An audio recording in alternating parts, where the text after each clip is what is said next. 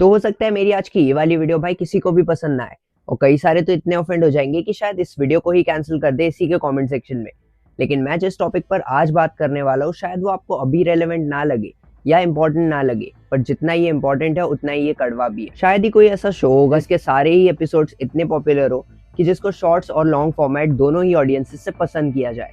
मैं बात कर रहा हूँ इंडियाज गॉट लेटेंट की, जिसको शुरू तो ऐसे किया गया था कि आपको एक ऐसा स्टेज मिले जहाँ पर आप अपना टैलेंट शोकेस करो, और जो टैलेंट भाई दुनिया की नज़रों में टैलेंट ना हो, बट आपको लगता हो कि आपको कुछ यूनिक या कुछ क्रेजी सा करना आता हो। पर ना ये शो एक प्रॉब्लम है, ना इसका होस्ट, ना इसका पैनल और ना इसके कंटेस्टेंट्स, बट प्रॉब्लम है लोगों की मेंटालिटी और एक बहुत बड़ा पेंडेमिक या एपिडेमिक जिससे हम अभी सफ़र कर रहे हैं और हमारी आने वाली जनरेशन करेगी, वो है डार्क ह्यूमर।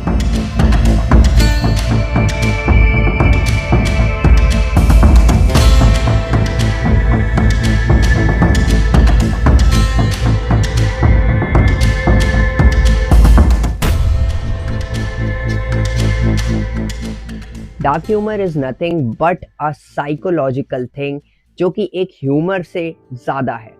और हम बात कर रहे हैं एक ऐसे टॉपिक की जिसको शायद कुछ लोग बहुत ही इजीली बोल देते हो, बट वो बहुत ज़्यादा सेंटिमेंटल है। चाहे हम बात करें किसी की रिलीजन की, कम्युनिटी की, या फिर बात करें हम किसी के डेथ या फिर लिविंग की। डार्क ह्यूमर एक ऐसी चीज़ है जो हर चीज़ में आप फाइंड आउट कर सकते हो और उसको डार्क ह्यूमर के नाम पे पैकेज करके बोल सकते हो। देखो, अब ह्यूमन टेंडेंसी ना एक बहुत ही नॉर्मल वे में काम करती है।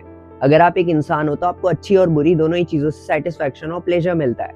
अगर आप बात करते हो अच्छी चीज़ों की तो वो हो सकता है आपके लिए किसी तरह का कंटेंट हो जो भाई मूवी से, या कोई शो हो सकता है, चाहे वो कोई खाने पीने की चीज़ हो सकती है, या हो सकता है आपका फैमिली टाइम या मी टाइम। कई सारी चीज़ें लोगों के लिए होती है जो उनको प्लेजर देती है। वहीं पर नेगेटिवली ये चीज़ कैसे इम्पैक्ट करती है उसका एक एग्जाम्पल देता हूँ। बिजली का खंभा चढ़ के करके भस्म हो जाए, थोड़ा बुरा लगेगा कि वो मरा, पर क्या मरा। और ये बात सिर्फ समय नहीं कह रहा है, ये बात फैक्ट है। लेकिन इसका मतलब ये नहीं है कि वो चीज़ फनी थी। कई सारी चीज़ों को इस वे में बता करके और डार्क ह्यूमर को इसी तरह से पैकेज किया जाता है। वो बात कुछ ऐसे टॉपिक्स पर होती है जो कि सोसाइटी के अकॉर्डिंग टैबू या स्टीरियोटाइप है। चाहे हम बात करें फैट शेमिंग की, कलर शेमिंग की, या फिर बात करें रेसिज्म की, बहुत सारी ऐसी चीज़ें होती हैं। Sex, porn and even lifestyle, लोगों के हिसाब से ये सब कुछ डार्क ह्यूमर में आता है। अगर आप इस पर जोक करते हो तो ये सारी चीज़ें नॉर्मलाइज कर दी जा रही है। शायद लोगों ने सीरियसली लेना छोड़ दिया है उन चीज़ों को जो कि बहुत ज़्यादा सीरियस है। His father passed away. Yeah, that's all. I knew तू हंसेगा इसमें। ह्यूमर है इसका भाई। बाप मरे। अब एग्जाम्पल के लिए ये एक क्लिप मुझे मिली जहाँ पर Samay Raina is joking about someone's father's death and he is actually making it sounds funny. Even the audience is liking that joke, लेकिन this is not funny and this is not what humour is. और Gen Z के according ये सारी चीज़ें taboo है कि अगर आप किसी ऐसी चीज़ पर बात नहीं कर सकते जो चीज़ सेंटिमेंटल है या अकॉर्डिंग टू द कंट्री जो चीज़ टैबू है, तो शायद आप फनी नहीं हो। मुझे कुछ अकाउंट्स मिले थे जिनका कंटेंट इतना ज़्यादा वाहियात था जो कि डार्क ह्यूमर के नाम पर कुछ भी पैकेज करके आपको दे रहे हैं। और एक्चुअल में वो चीज़ डार्क ह्यूमर के नाम पे पैकेज भी इसलिए हो रही है क्योंकि लोग उनको देखना पसंद कर रहे हैं। और शायद हम सभी समझते हैं कि ये सारी चीज़ें हमारी जनता को या जनरेशन को बहुत ज़्यादा नेगेटिवली इम्पैक्ट कर रही हैं, और शायद इससे हमारी आने वाली जनरेशन या आज की जेनजी बहुत ज़्यादा सफ़र करने वाली है उन चीज़ों को लेकर जो बहुत ज़्यादा सेंटिमेंटल या बहुत ज़्यादा इमोशनल हुआ करती थी। मतलब कि नंबर 1-2 कम हो जाते तो टॉप पर ही ना आती तो शायद इतना फेमस भी ना होती तो ज़्यादा ठीक रहता। लोग जैसा सोच पा रहे थे उन्होंने वैसा कमेंट किया और थोड़ा सा बुरा लगा। ट्रोल करना, ऑनलाइन बुली करना डार्क ह्यूमर ने ऐसे एम्पलीफाई किया है, मतलब बहुत तेज। और सबसे सैड पार्ट पता है क्या है? लोगों को बुलिंग लगती नहीं, लोगों को लगता है अरे ये सब नॉर्मल तो है। मतलब फिर वही वाला पहला वाला पॉइंट, लोग इतना डिसेंसिटाइज हो चुके हैं कि लोगों को सब कुछ नॉर्मल लग रहा है। सर इसमें क्या है?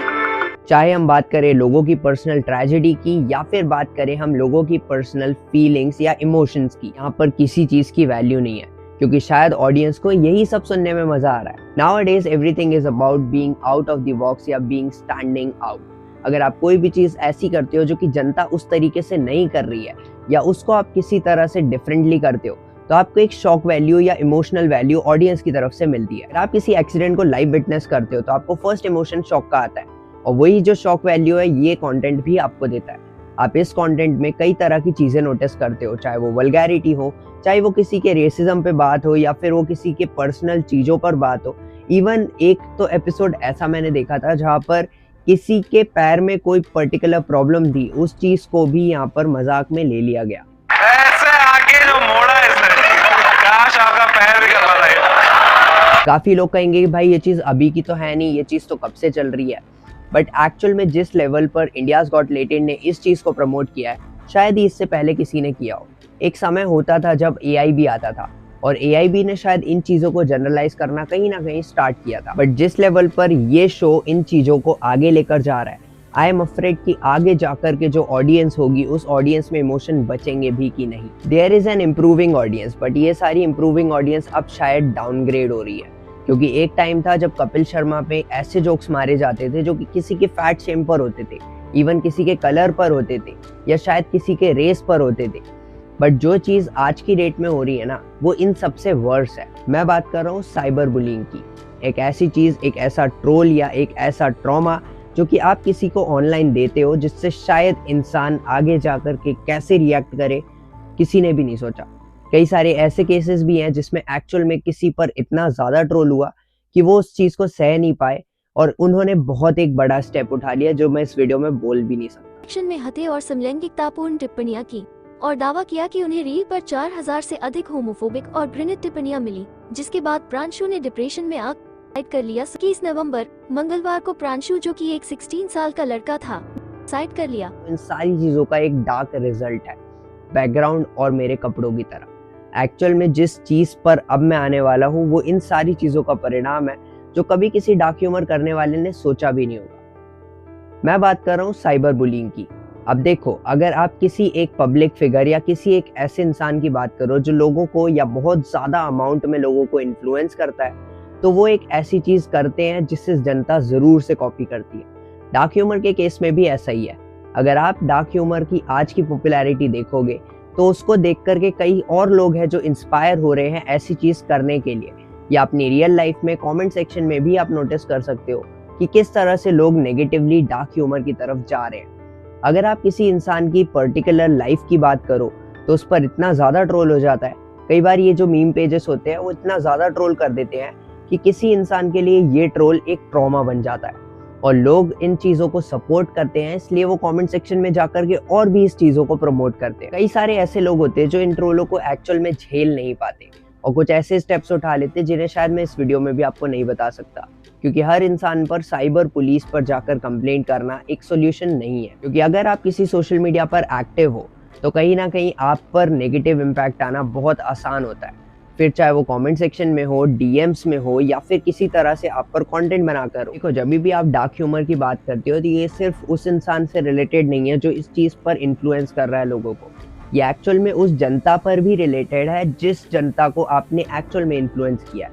और आपके लिए एक वे फॉरवर्ड है ये डार्क ह्यूमर, क्योंकि अगर आप कमेंट सेक्शन देखोगे तो कई सारे लोग इन चीज़ों को बहुत ही यूजुअली कैजुअली ले देते हैं, लेकिन जिस इंसान के अगेंस्ट वो चीज़ हो रही है उस इंसान पर क्या बीत रही है ये सिर्फ वही जानता है। और मानो या ना मानो, बट ये शो एक बहुत बड़ा चैनल है इस चीज़ को बहुत ही ईजीली लोगों तक कम्युनिकेट करने के लिए कि हाँ भाई, किसी पर जोक मारना तो बहुत ही नॉर्मल सी बात है, या किसी इंसान के खिलाफ fat shaming, body shaming, colour shaming and even physical abilities पर मजाक बनाना बहुत ही नॉर्मल या जनरल सी तो बात है। इस चीज में बुरा ही क्या है। अभी क्रिसमस पर रिसेंटली कई सारे ऐसे मीम्स आए जो कि किसी भी क्रिश्चियन इंसान के सेंटिमेंट्स को बहुत ही इजीली हर्ट कर सकते हैं। एंड इवन इन सारी चीजों को चोला पहना दिया जाता है डार्क ह्यूमर का, क्योंकि शायद ये डार्क ह्यूमर जो है अब एक ऐसा वर्ड हो गया है जिसके अंडर आप कुछ भी कर सकते हो, या जहाँ पर वल्गैरिटी को प्रमोट करना आपको व्यूज ला कर देता है। और दुनिया में ऐसे भी लोग हैं जो कि व्यूज के लिए कुछ भी करने के लिए रेडी है। एग्जाम्पल के लिए हम सभी पुनीत सुपरस्टार और सेजल जैसे अकाउंट्स को देख चुके हैं। तो इन सारी चीजों का सोल्यूशन क्या है? एक्चुअल में मानो तो इसका कोई सोल्यूशन ही नहीं है, या जो चीज गलत है उसको गलत आइडेंटिफाई करना भी उतना ही जरूरी है जितना कि एक अच्छे जोक पर हंसना। रिसेंटली मैंने कहीं पर पढ़ा था कि सबसे मुश्किल चीज अगर कोई होती है तो वो क्लीन कॉमेडी करना या फिर किसी इंसान को हंसाना होती है, बिना गाली गलौज या वल्गैरिटी के। लेकिन आज की डेट में यही सारी चीजें डार्क ह्यूमर के नाम पर आपको परोस दी जाती हैं। और क्योंकि आज मैं इस टॉपिक पर वीडियो बना रहा हूँ तो शायद आप में से 10, 25, 50 ऐसे लोग जरूर होंगे जो कि इन सारी चीजों को समझे होंगे, और जिनको एक्चुअल में ये चीज समझ में आती है वो मुझे सब्सक्राइब कर सकते हैं ऐसी और अमेजिंग वीडियोस के लिए। और जिनको ये चीज समझ में नहीं आती, शायद आप एक बहुत गलत फ्यूचर की तरफ बढ़ रहे हो।